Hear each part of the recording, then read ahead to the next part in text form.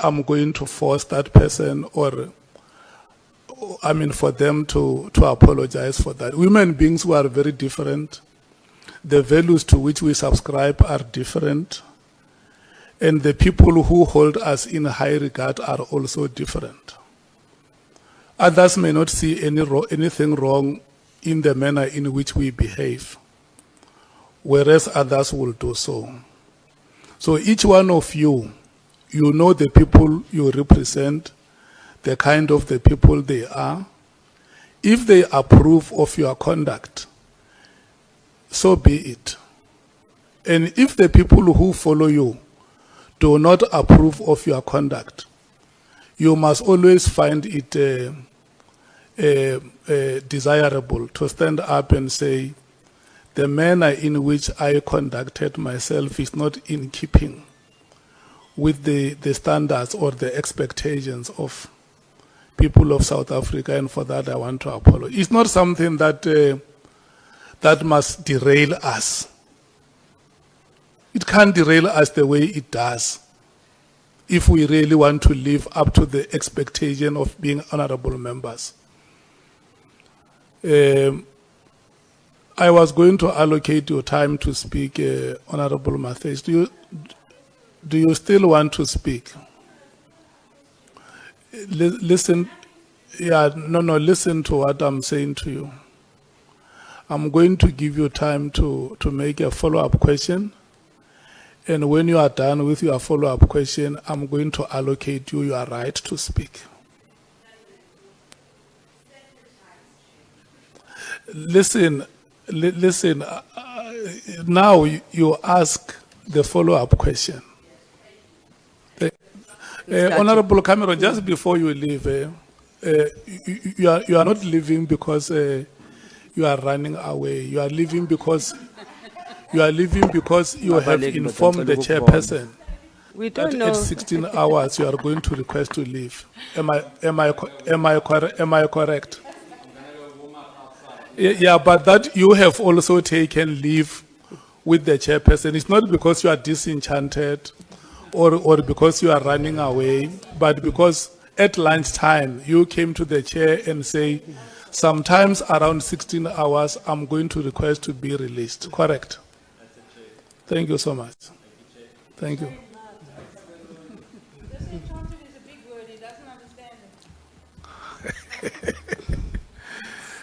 Thank you, Chair. Acting Minister, on the Public Protector, you said except for a questionable one. Which Public Protector were you referring to?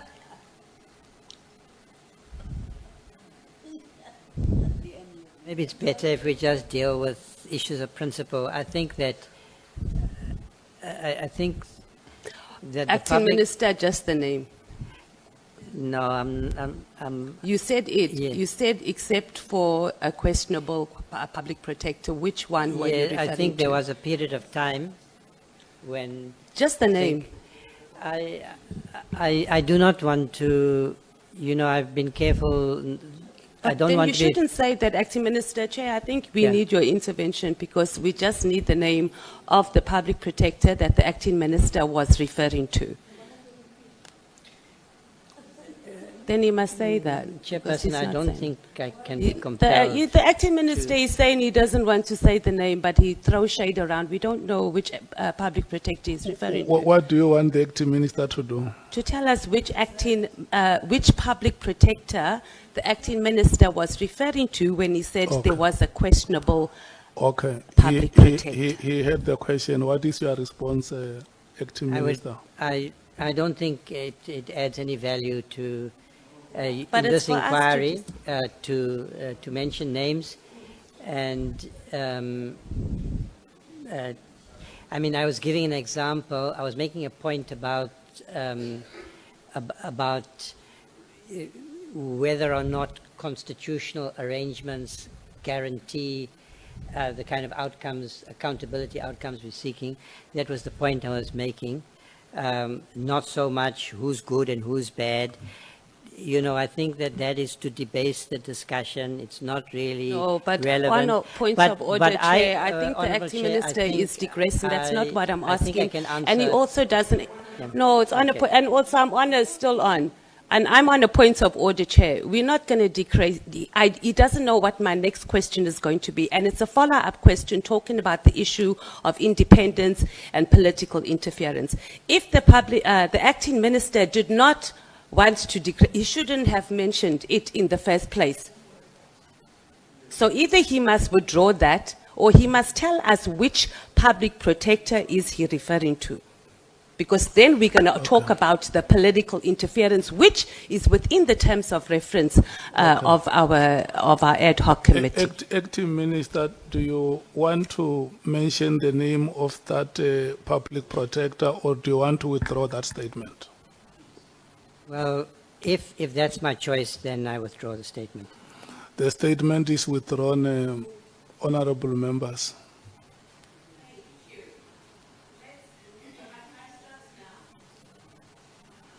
Do you want to start using your time now? Eh? Okay, let's get to your time before you start. Let me allocate. It's now 15:43. Your 20 minutes will expire at 16:03. We're not trying to be ageist or anything. How old are you? I assume that you think the question is relevant. I'm born in 1958. That's 66. Yes. What's the cutoff age for enrollment as a police trainee in South African Police Service? Do you know the cutoff age when they take in trainees? As a trainee, you mean the young recruits? I'm not sure what the age is. Yeah, it's 35 years old. And what is the age of retirement for a SAPS member? 60? 60 and then 65 by approval. You indicated that there were statements made by the former Minister Becky Cele, which you did not wish to associate with, if I heard correctly. What specifically are those statements? Yes, I think this is an important matter. I mean, I was quite surprised by that particular testimony. So I think there is a question that all of us in public office have to ask about the company we keep. And I think that applies when you're in office and when you've left office. So I do not want to be to dwell on this matter. You might compel me to, but I do think that there is a general question of principle about how we conduct ourselves in public office, who we associate with, and to have statements. It's not acceptable to accept accommodation from a criminal, and it didn't appear as if my predecessor, one of my predecessors, considered that to be a problem. He didn't suggest that. And listening to him, I thought that was not right. It's not giving the right message to the public. A lot of what we are apparently dealing with has got to do with such relationships. Relationships with middlemen, with lobbyists, with those who are peddling influence. And it turns out that some of them may be criminals. That can't be acceptable. It's not acceptable. And so it goes to, it's a question of judgment and probity when you are in a position of influence. And so I didn't agree with that his statements, those particular statements. I did point out that on his general analysis of the issues implicated in the decision to disband the PKKT, that I agreed with his assessment. his reasoning, rather. Thank you, Acting Minister. So just to be clear, so outside of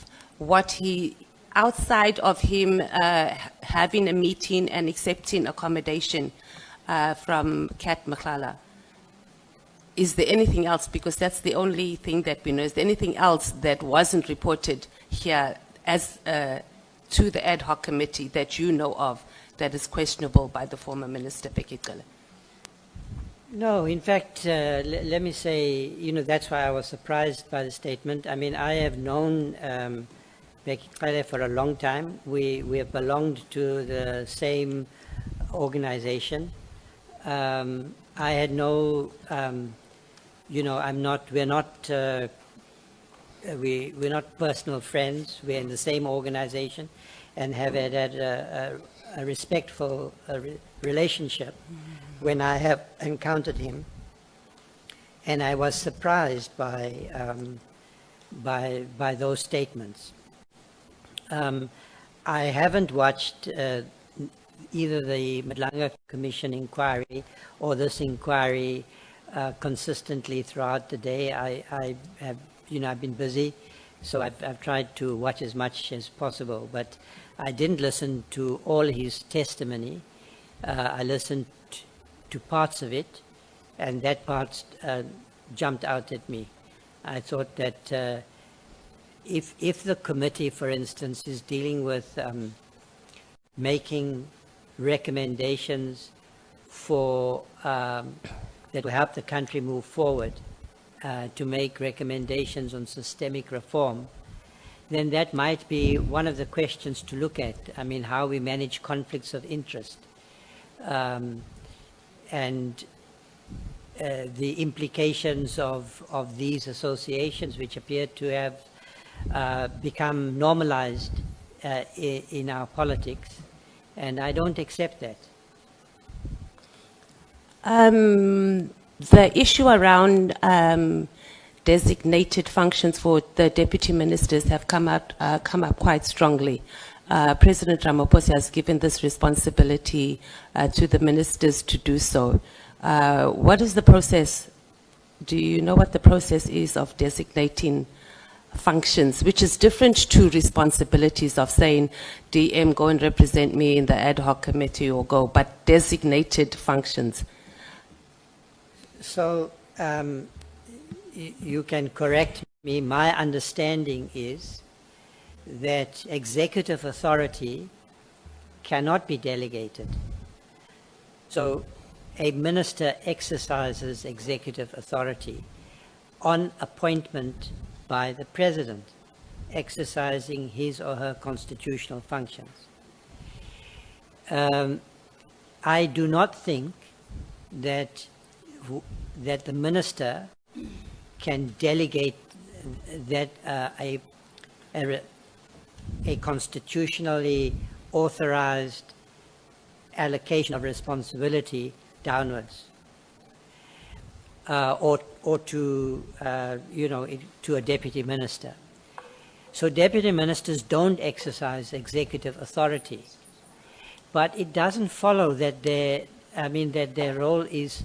I've indicated in my when I was responding to the advocate's question, that the deputy ministers, especially in a large department like the police, do play an important role, and different ministers will have a different attitude. Sometimes there's the potential for conflict, because if a minister is exercising executive authority and they're the one, and you're held accountable, then you may be reluctant to share their responsibility.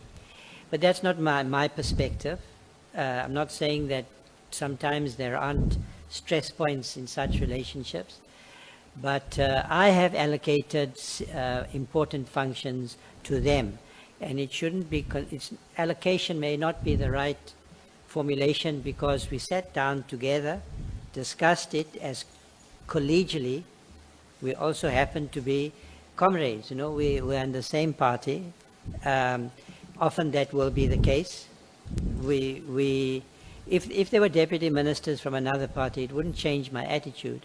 But I know these, the two of them personally. I respect them. I respect their role also in the organization I belong to. They are leaders in their own right. I respect that. So that helps in my relationship with them. I have to say both of them have been very, I think they've embraced my appointment and my presence. And I value that because it could have been otherwise. Thank you, Yeah. Acting Minister. I think you have sufficiently covered. You're going to use up all my time, I can just see, but lucky I don't have that many questions for you.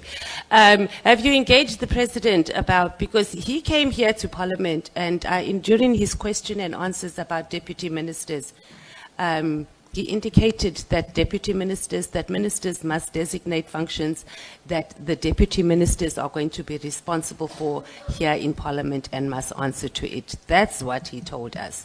So have you engaged him about that? Because sitting down and having an informal meeting or having a meeting with your deputy ministers and saying, okay, these are your responsibilities, seems to be a very different vibe from what we were told as members of Parliament, what is expected from the deputy or from the ministers.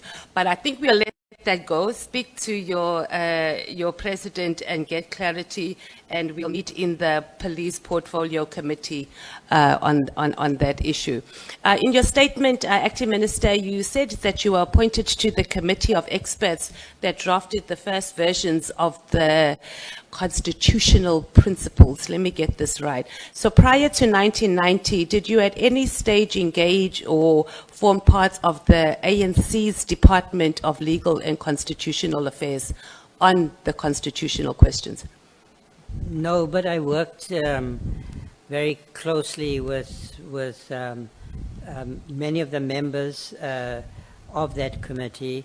I effectively, when I was in the Center for Applied Legal Studies as a researcher, worked on various projects led by Justice Albie Sachs.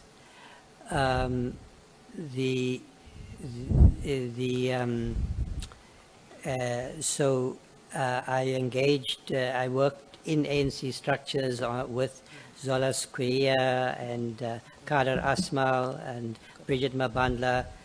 I knew them well, worked well, but I was, I would say at that point, quite junior. I was learning from them.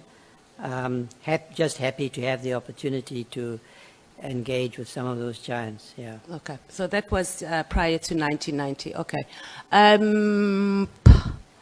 Let's talk about your relationship with President Ramaphosa. How would you characterize that? It's a very respectful relationship. He's the president. I might say he's our president. And I treat him with all the deference that a president should be treated with, in my view. I respect what he's accomplished. I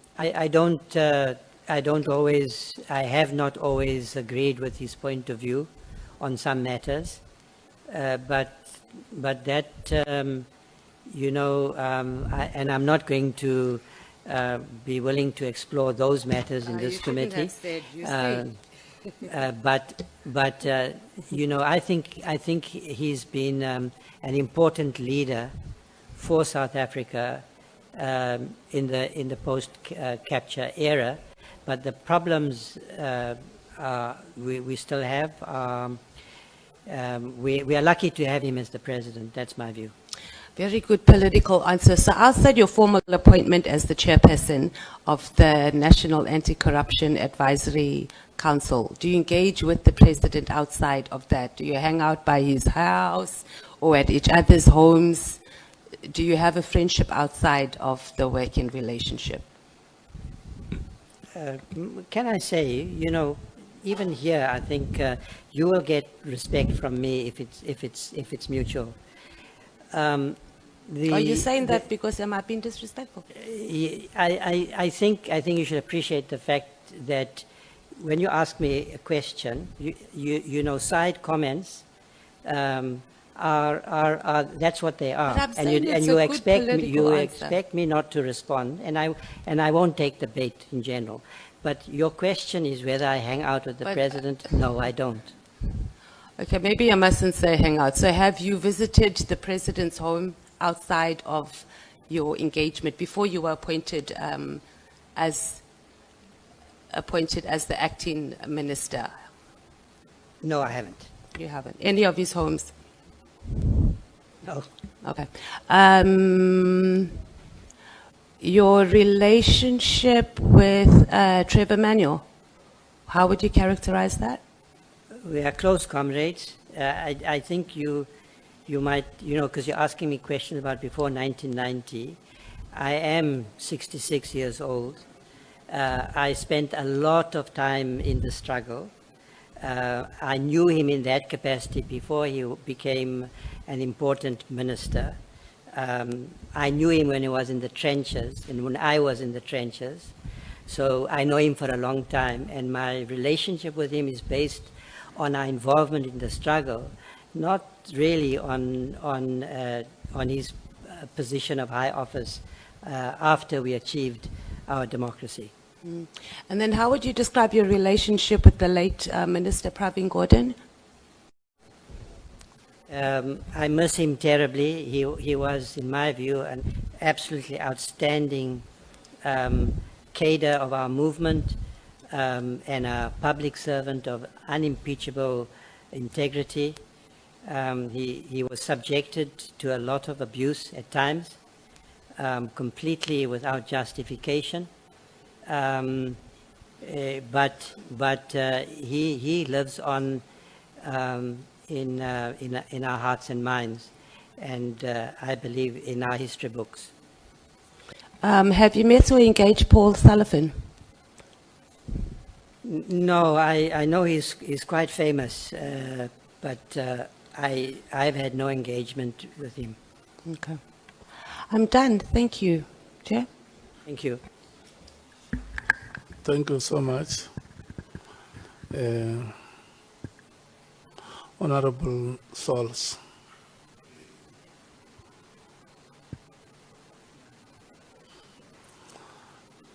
Honorable Sauls, look at me. I'm not saying you must do anything. I'm saying good afternoon to you. Good afternoon.